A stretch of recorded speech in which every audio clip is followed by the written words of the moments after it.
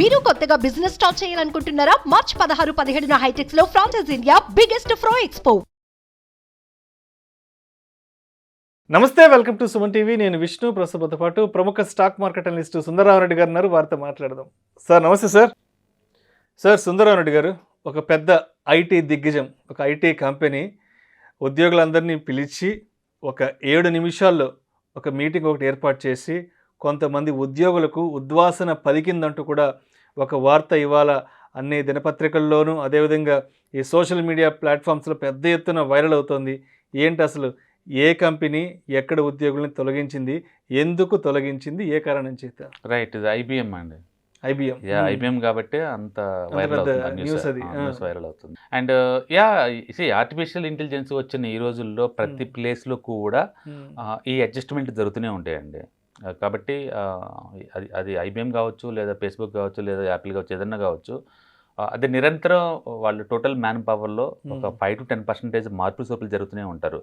యాక్చువల్గా మనం ఇయర్ ఇప్పటికే 50,000 ఎంప్లాయీస్ని బీకేశారు వరల్డ్ వైడ్గా ఐటీ కంపెనీస్లో. 50,000. లాస్ట్ ఇయర్ అయితే 1.6 lakhs మెంబర్స్ని తీసేశారు. లాస్ట్ ఇయర్ అంతకుముందు సంవత్సరం అయితే 2.5 lakh మెంబర్స్ని తీసేశారు. సో వరల్డ్ వైడ్గా ఇయర్లీ ఇట్లా 1.5 lakh ఎంప్లాయీస్ తీసేటది మామూలు విషయమే. అది కొత్తదేం కాదు.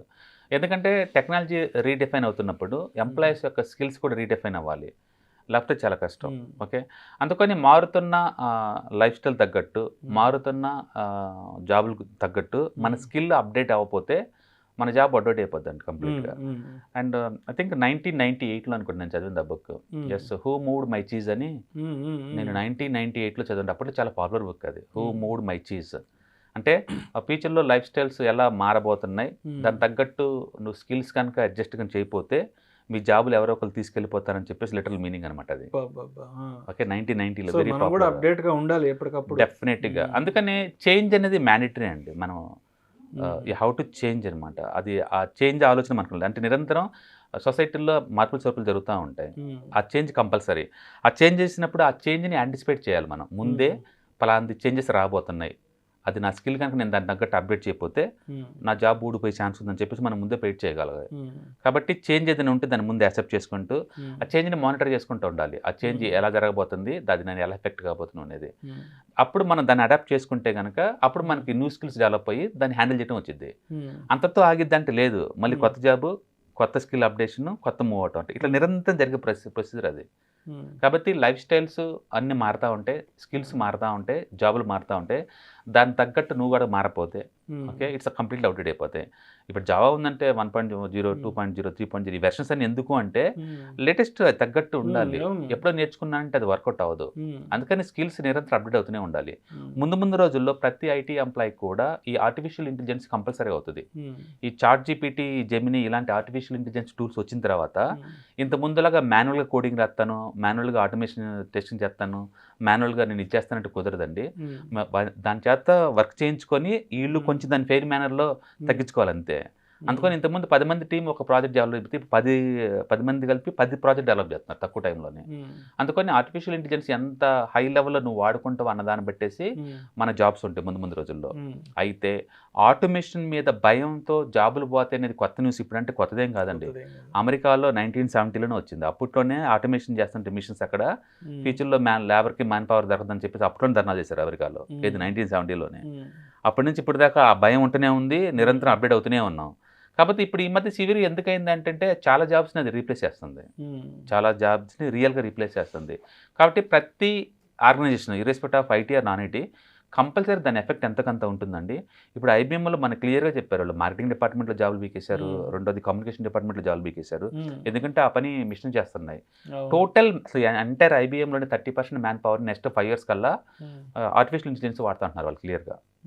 కాబట్టి జాబ్స్ ముందు రోజు ఇట్స్ వెరీ ఛాలెంజింగ్, అందులో డౌట్ లేదు. దాని అర్థం జాబ్లు ఇమ్మీడియట్గా పోతేనే కాదు, నువ్వు కనుక అప్డేట్ కాకపోతే నిజంగా ఏదో రోజు పోతాయి జాబ్స్. అందుకని టీసీఎస్లో మొన్న 6 lakh ఎంప్లాయీస్ అందరు కూడా ఈ ఆర్టిఫిషియల్ ఇంటెలిజెన్స్లో వాళ్ళందరూ ట్రైనింగ్ తీసుకుంటున్నారు. ఎంప్లాయీస్ అంటే వాళ్ళు రెడీ అవుతున్నారు. మైక్రోసాఫ్ట్ వాళ్ళు కూడా ఈ మధ్య ముందుకు వచ్చారు ట్రైనింగ్ ఇవ్వడానికి. అవును, కంపల్సరీ అది నెసరీ అవుతుంది. అది నువ్వు వాడలేదు అనుకోండి ఎనగడిపోతారు, కాంపిటీషన్ తట్టుకోలేరు. ఇవాళ రేపుట్లో ప్రతి కంపెనీస్ కూడా ఏంటంటే తక్కువ ఇన్వెస్ట్మెంట్ తోటి ఎక్కువ ప్రాఫిట్ జనరేట్ చేయాలి, లేకపోతే నిలబడవి. అది జనరేట్ చేయాలంటే నువ్వు లేటెస్ట్ మెథడ్స్ అడాప్ట్ చేయాలి. ఇప్పుడు ఓల్డ్ మెథడ్స్ అడాప్ట్ చేస్తామంటే కుదరదు కదా. అందుకని లేటెస్ట్ టెక్నాలజీ ఎవరైతే అప్డేట్ చేసుకుంటున్నారో వాళ్ళకైతే జాబ్స్ ఎప్పుడు ఉండేయండి, బట్ ఎప్పుడైతే అప్డేట్ చేసుకోలేదు కంప్లీట్లీ అప్డేట్ అయిపోతాయి.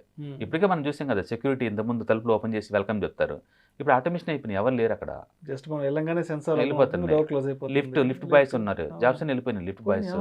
అండ్ అలాంటివన్నీ చాలా వరకు అయిపోతాయండి. గార్డ్స్ అని ఇప్పుడు వీడియో క్యామ్స్ వచ్చిన తర్వాత గార్డ్స్ అని లేచిపోయింది, అంటే జూమ్ వచ్చిన తర్వాత ఫిజికల్ ప్రజెంట్ కూడా తగ్గిపోయింది. అట్లా ప్రతిదీ ఏంటంటే టెక్నాలజీ ఓరియంటెడ్ అయిపోద్ది అండి. అది ప్రతి చోటకు వస్తుంది, నాట్ ఓన్లీ ఐటీ, నాన్ ఐటీలో కూడా వస్తుంది. ఇవాళ రేపట్లో పల్లెటూళ్ళు కూడా డ్రోన్స్ ద్వారా మందులు కొట్టింటాళ్ళు, మందులు పిచికారీ ఇవన్నీ చేస్తున్నారు. అందుకని ఇంకా వెనక రోజుల్లో నేను ట్యాంక్ లెసన్ కొడతాను అంటే ఇప్పుడు కష్టం అనమాట. అందుకని టెక్నాలజీ అంతా కూడా రీడిఫైన్ అవుతుంది, వాటి యూసేజ్ జనాలు బాగా అడాప్ట్ చేస్తున్నారు. కాబట్టి ఓల్డ్ స్కిల్ ఉన్నోళ్ళు న్యూ స్కిల్కి అప్డేట్ చేయకపోతే కనుక మీ జాబ్లు పడతాయి అంతే. అందుకని ఇంకోసారి బుక్ చదివి హూ మూడ్ మై చీజ్ అని, ఇట్స్ ఎక్సలెంట్ బుక్. 1998 వాళ్ళు ప్రింట్ చేశాడు, ఫ్యూచర్లో ఇలా జరగబోతుందని చెప్పేసి. It's good book. సో అందుకని చేంజ్ అనేది మ్యాండేటరీ. అండ్ ఆ చేంజ్కి మనం భయపడి దూరంగా ఉండే బదులు ఆ చేంజ్ అడాప్ట్ చేసేసి మన కొత్త రిక్వైర్మెంట్ తగ్గట్టు మనం మారితే కనుక మన జాబ్స్ ఎక్కడికి పోవు. నిరంతరం ఆ మానిటర్ నిరంతరం అప్డేట్ అవుతూనే ఉండాలి. అందుకని ఇప్పుడు 90% నేను డిగ్రీ చేశాను అంటే ఈ స్కిల్ ఇప్పుడు పనికిరాదండి. ఈవెన్ లాసే అప్డేట్ అవుతుంటాయి, పాత లాస్ పనికిరావు. నిరంతరం మెడికల్ కావచ్చు, లా కావచ్చు, నిరంతరం మారిపోతా ఉంటాయి. ఐటీ కూడా అంతే కదా, ఐటీ ఇంకా చాలా ఫాస్ట్గా చేంజ్ అవుతూ ఉంటుంది కదా. అందుకని సొసైటీ నిరంతరం మారుతూ ఉంటుంది. ఎవరైతే స్కిల్స్ తక్కువ ఉన్నాయో వాళ్ళు మాత్రం ఫైర్ అవుతుంటారు, అందరేం కాదండి, అందరేం కాదు, కొంత ఫైర్ అవుతుంటారు. ఈ మధ్య అది కొంచెం అగ్రెసివ్గా ఉంది. ఇంత ముందులాగా ఎంప్లాయీకి మధ్య అటాచ్మెంట్ తోటి వాళ్ళకి కొంత టైం ఇచ్చేసేవాళ్ళు. ఇప్పుడు 5 నిమిషాల మీటింగ్లు 10 నిమిషాల మీటింగ్లు పెట్టేసుకొని ఫైర్ అంతే. అది మరి దారుణం. అప్పుడు దాకా ఉన్న అటాచ్మెంట్స్, హ్యూమన్స్ ఏంటంటే ఈజీగా అటాచ్మెంట్ పెంచుకుంటారు 1 వీక్ 10 డేస్కి. అట్లాంటిది ఇయర్లీ కొద్ది ఒకే ప్లేస్లో ఉన్నప్పుడు సడన్గా రేపు నుంచి రావద్దు ఆఫీస్కి, 2 నెలల పేమెంట్ తీసుకుని వెళ్ళిపోండి అని చెప్తే పెయిన్ వేరే లెవెల్లో ఉంటుంది. But they have to inform very earlier, at least 2-3 months ముందు, లేదా వీళ్ళకే ట్రైన్ చేసుకొని కొత్త దానికి అడాప్ట్ చేయడం లాంటివి చేయడం ద్వారా కొంతవరకు ఈ స్ట్రెస్ తట్టుకోవచ్చు. ఎండ్ ఆఫ్ ది డే వాళ్ళ ఎంప్లాయీసే కదా, బయట కాదు కదా. Okay, but it's going to happen. ఇది ఇంతకుముందు మనం చాలా విన్నాం, ఇట్లా 5 నిమిషాల మీటింగ్ ఫైర్ చేశారు, 2 minutes ముందుగా ఫైర్ చేశారు, ఒక మెసేజ్ ఇచ్చి కూడా చేశారు. బట్ దాని మీనింగ్ ఏంటంటే మనం ఉన్న ప్రపంచం ఎంత అన్సర్టనిటీ ఉందో ఊహించుకోండి, ఎంత అన్సర్టనిటీ ఉందో. మనమేమో ఈ జాబులు మంచి ఎంఎన్సీల జాబ్ కదా అని చెప్పేసి లోన్ తీసుకొని ఇల్లు కొంటాం, కార్లు కొంటాం, వీటిని బిల్డప్ చేసుకొని మన బోల్డెన్ లోన్ తీసుకుంటాం. తీరా చూస్తే జాబ్ గ్యారెంటీ లేనప్పుడు వీటన్నిటికీ ఎలా ఇస్తారు? అంటే అంత అన్సర్టనిటీ వరల్డ్లో మనం సెటిల్మెంట్ కోసం ట్రై చేస్తున్నాం. అందుకని యూనిట్ ప్యాసివ్ ఇన్కమ్ కంపల్సరిగా, యాక్టివ్ ఉన్నా లేకపోయినా ఎంతో కొంత యాక్టివ్ ఇన్కమ్ ఉన్నంత కాలం దాన్ని ప్యాసివ్ ఇన్కమ్లో మార్చుకుంటే కొంతవరకు ఇలాంటి హ్యాండిల్ చేయడం ఈజీ అనమాట. అందుకని ఈ పర్సనల్ ఫైనాన్స్ ఉండాలి. ఇది not only just finance, life style management అనమాట. ఇది లైఫ్ స్టైల్ స్మూత్గా మేనేజ్ అవ్వాలంటే ఈ ప్యాసివ్ ఇన్కమ్ కంపల్సరీ చేసుకోవాలి. ఎందుకంటే ఎవరికైనా రావచ్చు ఈ పొజిషన్. ఇవాళ ఐబీఎంకి వచ్చింది, రేపు టీచర్స్కే వస్తుంది. ఎందుకంటే end of the day work లేదనుకోండి, స్కిల్ అడాప్ట్ లేటెస్ట్ తగ్గట్టు స్కిల్ లేదనుకోండి, ఫైర్ చేస్తారు వాళ్ళు, ఎవరైనా ఫైర్ చేస్తారు. You need alert, you need update always. Thank you sir. Right. Suman టీవీలో మీ పర్సనల్ అండ్ బిజినెస్ ప్రమోషన్స్ కోసం కింది నెంబర్కి కాంటాక్ట్ చేయండి.